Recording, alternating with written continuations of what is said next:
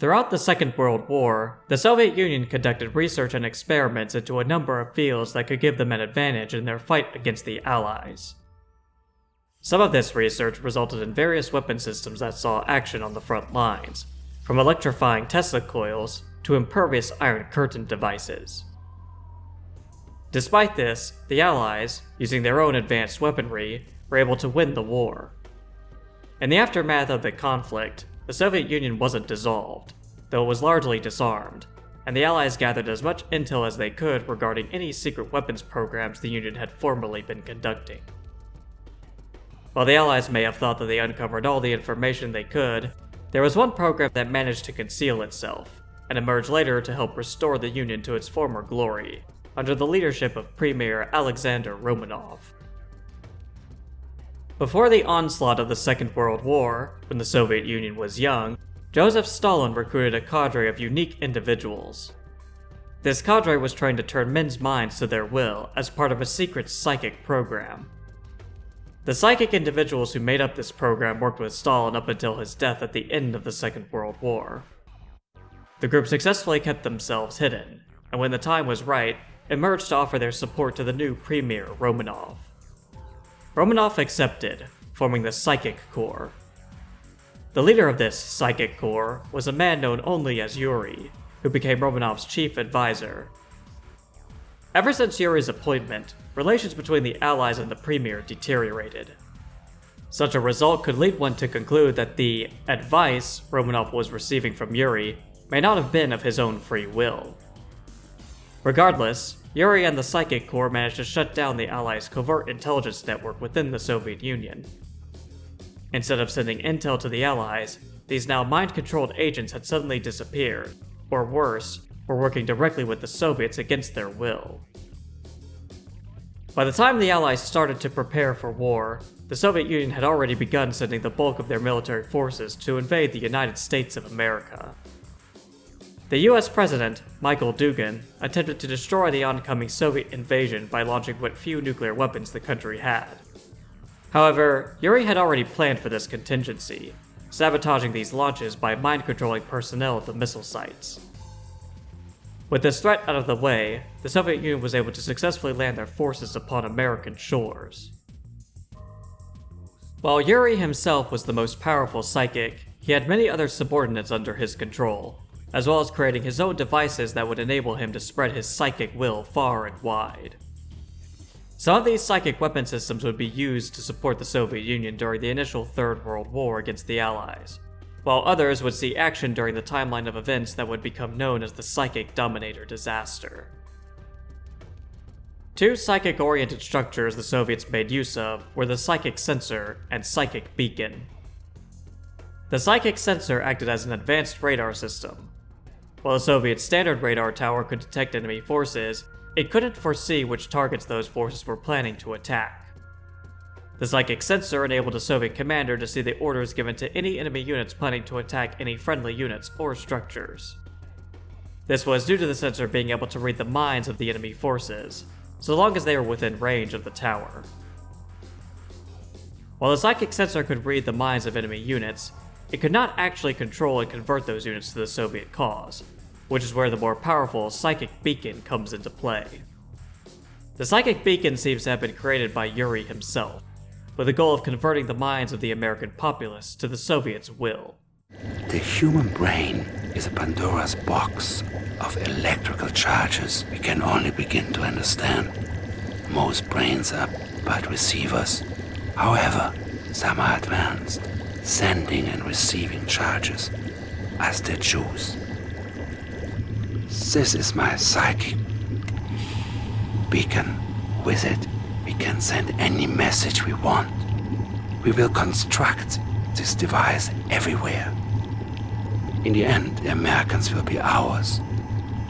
Mind, body, and if you like, soul. Psychic beacons were used by the Soviet Union throughout both campaigns. On the Allies' side, it became imperative for them to destroy the psychic beacons to free the American populace from Soviet influence, which caused them to fight against their fellow countrymen. One beacon was constructed in Washington, D.C. in front of the White House, causing the American president and other members of his administration to fall under Soviet control. An Allied attack force led by an unnamed commander destroyed this beacon, freeing the president's mind. In Chicago, the Soviets had built a structure called a psychic amplifier, which performed the same function as the psychic beacon. Or perhaps it was designed to amplify an already constructed beacon's power and radius. The Allies destroyed this amplifier before it could be activated, with this action dooming the city to an atomic fate. Another beacon was constructed in St. Louis, Missouri, bringing the city's entire populace under the Soviets' control until it was later destroyed by the Allies' special agent Tanya. As for the Soviet campaign, the first psychic beacon was constructed in New York City, at the foot of the World Trade Center. American forces attempted to stop the activation of this beacon, but were unable to due to the Soviet defenders. General Vladimir was one of Premier Romanov's favorite generals, though Yuri very much disliked the man. After Yuri replaced Romanov as leader of the Soviet Union, he ordered an unnamed commander to capture Vladimir, framing him for Romanov's sudden death.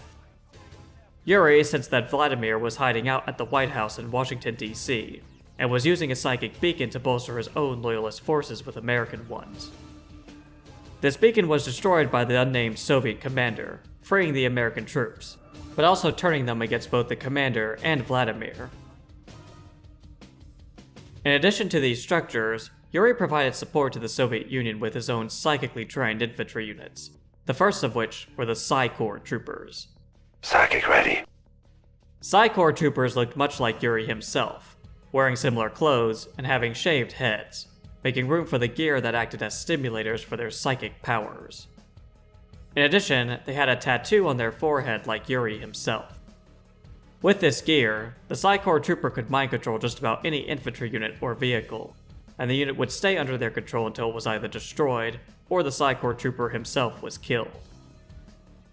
The trooper could only control one unit at a time, and his mind control ability was ineffective against certain units, such as attack dogs, aircraft, and miners.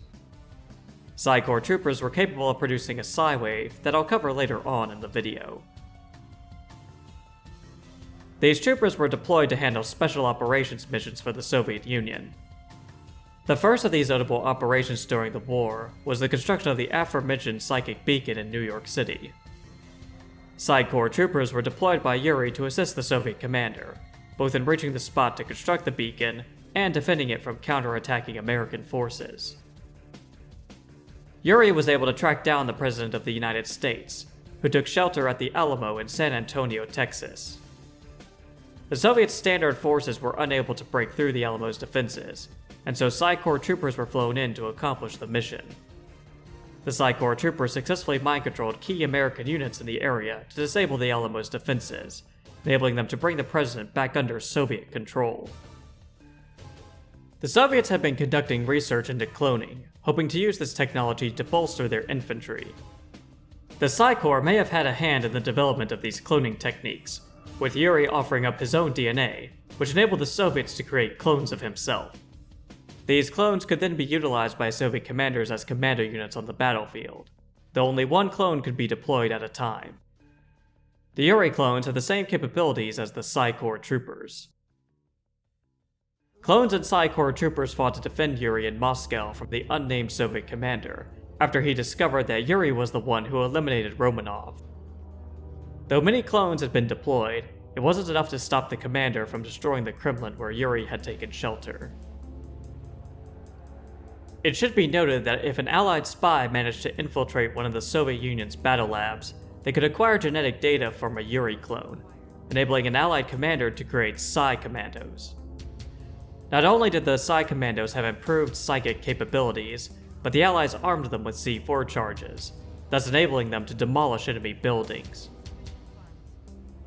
On the rare occasion that an Allied, or even Soviet, spy infiltrated a Soviet battle lab and had a Soviet barracks, the commander of that spy could create a Yuri Prime.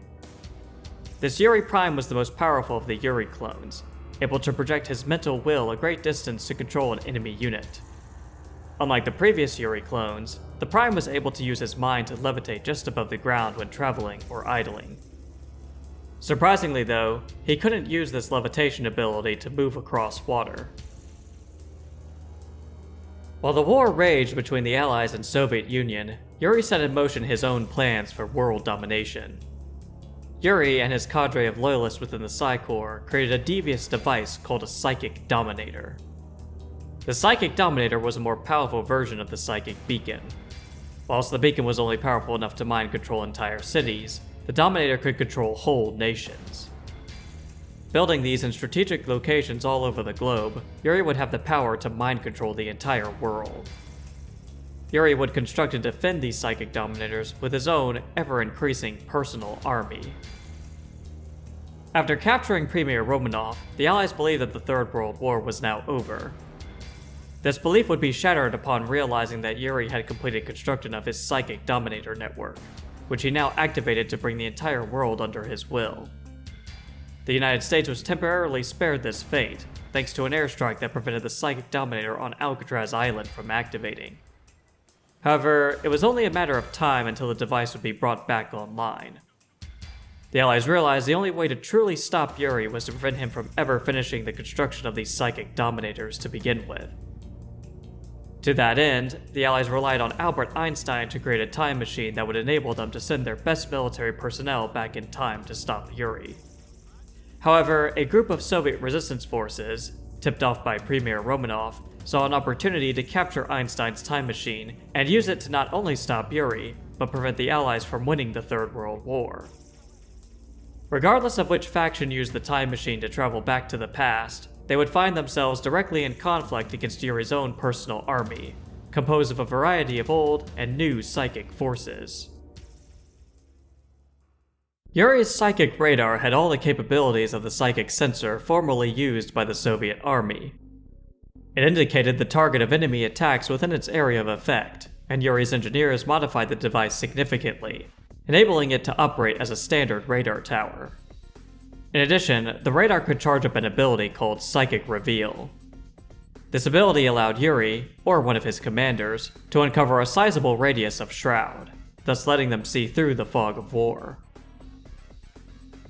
Psychic beacons still played a valuable role in bending the wills of Allied and Soviet forces to Yuri's command. During the Soviet campaign of events, they sent their forces to London to aid the Allies in stopping Yuri from finishing construction on one of his Psychic Dominators. By the time the small contingent of Soviet forces arrived, however, the Allied troops in the city had fallen under the control of a psychic beacon. The Soviets promptly destroyed this beacon, freeing the Allies. With their combined forces, the Allies and Soviets were able to destroy the Psychic Dominator before it became operational. The Soviets would later go on to discover Yuri hiding out in Transylvania. When the Soviets' best commander arrived on the scene, he discovered two psychic beacons that were being used to bolster Yuri's defenses with Allied and Soviet forces. Both beacons were destroyed to free these forces from Yuri's control, and recruit them in destroying the Psychic's home. While a Yuri clone may have been a powerful commando unit for Soviet commanders to deploy in the previous timeline, they were a common infantry unit within Yuri's personal army. Share your thoughts with me. Having completely stolen the Soviets' cloning technology, Yuri could deploy whole squads of psychic clones to turn enemy units against their comrades. Like the Psi Corps troopers and Yuri commandos of the previous timeline, Yuri clones had a special Psi wave attack that they could use against enemy infantry. This Psi wave would literally boil the minds of enemy infantry that got too close to the clone, and cause their bodies to burst, instantly killing them. Yuri clones were great at detecting Allied spies, which made it difficult for the Allies to acquire Psi commandos, who could now only be acquired if a spy infiltrated one of Yuri's battle labs. Allied and Soviet attack dogs, aircraft, or robot units were the best counter against the clones, as they couldn't be mind-controlled. The first of the new psychic units in Yuri's arsenal was the Mastermind. A mind is a terrible thing to waste. First encountered by the Allies while defending Parliament in London, the Mastermind was a giant brain in a jar. Deployed from Yuri's war factory, the Mastermind moved using continuous tracks, and though it was roughly twice the size of a main battle tank, the vehicle could move quickly. We're on diplomatic mission. The mastermind was so powerful, or some might say unstable, that it couldn't help but automatically mind control any enemy units within its range. Collective thinking. The mastermind was able to control up to 3 units without any issues. However, as soon as it started controlling more than that number, problems would arise. Exceeding its unit limit would cause the mastermind to break down, eventually leading to its own destruction. The more units it mind controls, the quicker the mastermind deteriorates. When the mastermind is destroyed, all units under its control are freed. The only way the mastermind could stop, or at the very least offset this overload, was to either receive continuous repairs, or to sacrifice enough of its controlled units down to a more manageable level. One of the primary tactics used to counter the mastermind was to rush it with many cheap units to control, which would ideally lead to its swift destruction.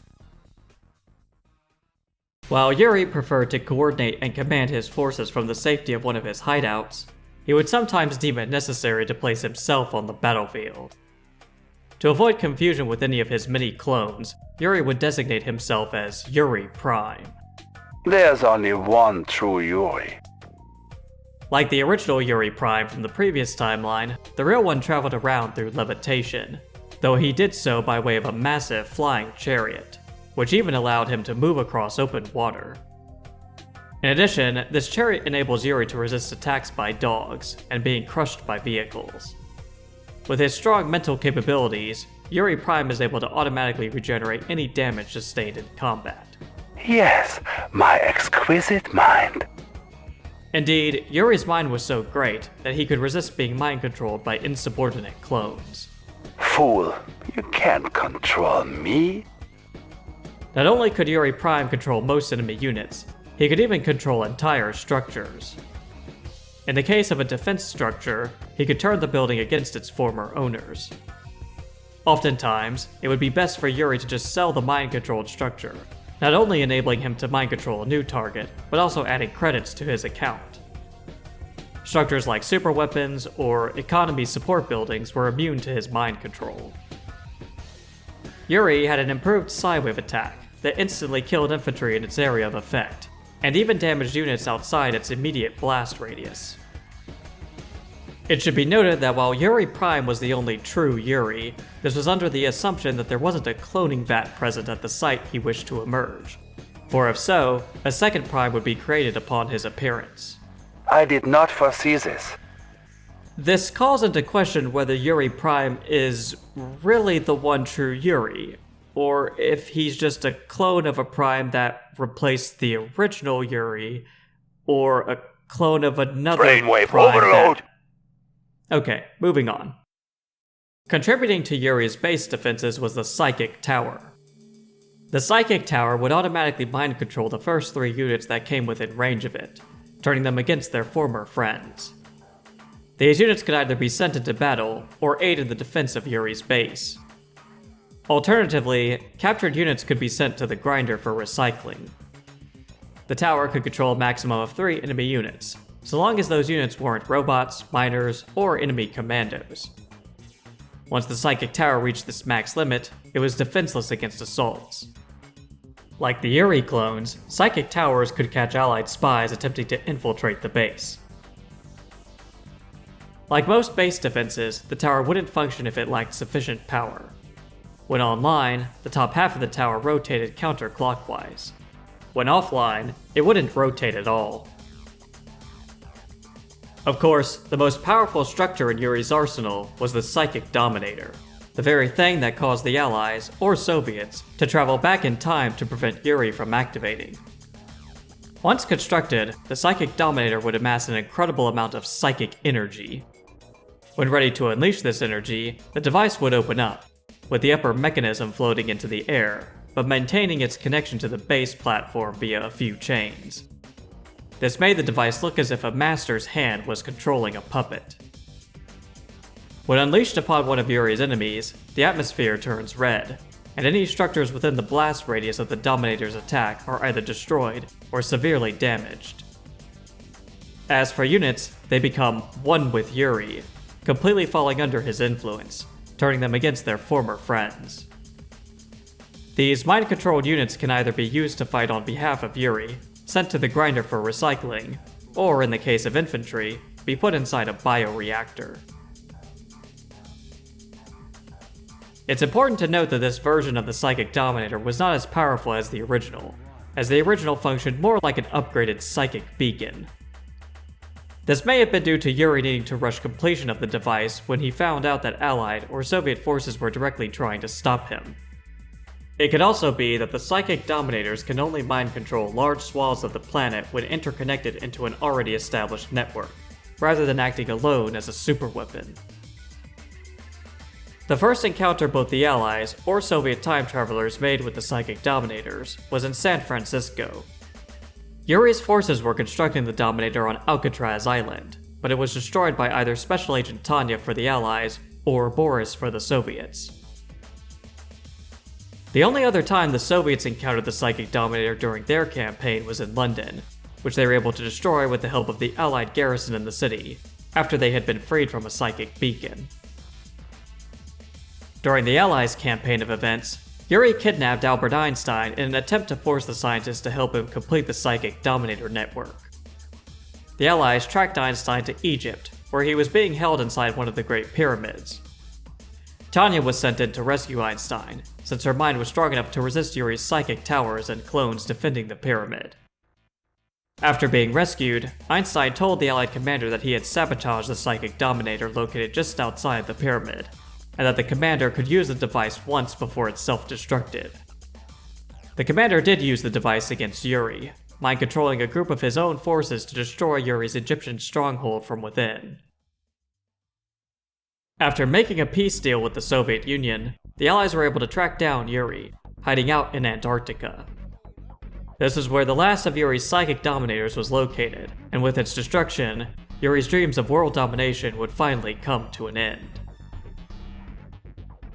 After the destruction of his Antarctic stronghold, Yuri was imprisoned in a special psychic isolation chamber developed by Einstein, where, according to General Carville, he wouldn't be able to mind control a fly. Shortly afterward, however, the two timelines of the Third World War would merge, as according to Einstein, one sequence of events must take precedence over the other. Little is known of what happened after the merging of the timelines, but it seems that Yuri, along with his personal army, no longer existed in the now unified timeline. This outcome proved favorable to both the Allies and Soviet Union, as they no longer had to worry about being subjugated under Yuri's will, or that of his formidable psychic forces. Neither side would have to worry about the threat of psychics until the space-time continuum was once again tampered with, resulting in the creation of a new timeline, harboring a new faction called the Empire of the Rising Sun. This empire had their own secret operation called the Omega Program, whose experiments would result in the creation of the most powerful psychic the world had ever seen.